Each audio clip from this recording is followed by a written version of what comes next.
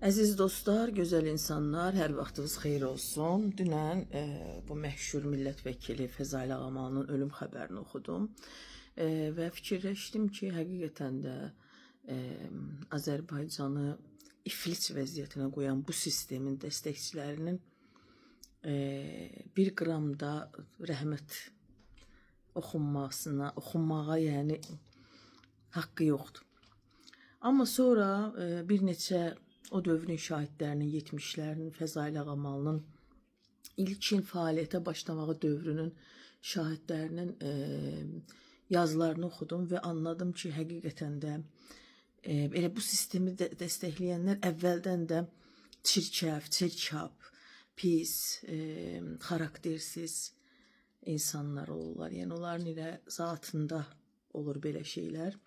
Mən çox dəyərli Ələsgər Siyablı'nın Fəzail Ağamalı ilə bağlı yazısını indi sizə bir qismini oxumaq istəyirəm. Tələbəlik illərində Əbülfəz müəllimlə çox yaxın münasibətləri vardı Fəzail Ağamalının. Əbülfəz müəllim o vaxtı Bakı Dövlət Universitetinin müəllimi idi və beşlik gizli tələbə qruplarını yaratmışdı Azərbaycanla bağlı. Əbülfəz Elçibəydən söhbət gedir.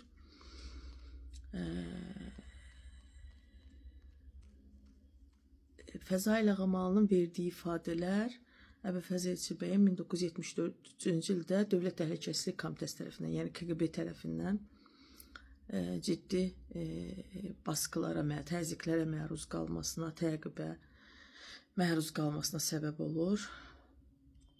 Və Fəzail Ağamalı o dövrdə öz müəllimi, onu önə çıxaran, o qruplara alan Əbülfəz Elçibəy ilə bağlı KGB-yə ifadə verir. Amma sonra müstəntiq Səlimzadədən xahiş edir ki, onun ifadəsi məhkəmədə oxunmasın, özü də məhkəməyə gəlir.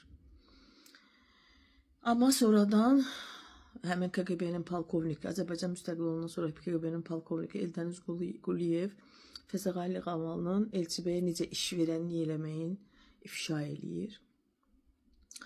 Sonradan Fəzail Ağamalı gedir Naxçıvana Pedaqoji İnstitutda müəllim. Orada da eyni şəkildə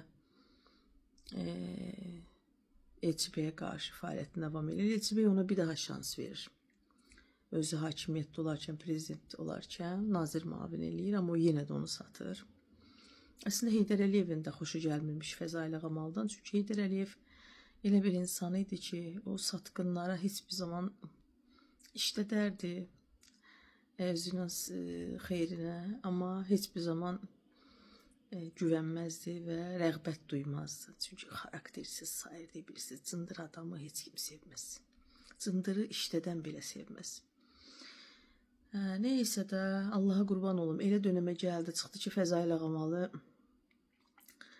o ömrü boyu Azərbaycan hökumətinin, devlətini yediyi partiyasında qızı ilə oğlunun arasında bölünmədi, dava düşdü, qızı oğlu bunu ifşa elədi. Evlatları tərəfindən də biabır edildi. Allah Elçibəyin də elə sıralarında durub xəyanət elədiyi xalq hərəkatının intiqamını Fəzail Ağamaldan aldı, partladı, getdi. Belə, siz nə düşünürsünüz? Belələrinə rəhmət düşürmü?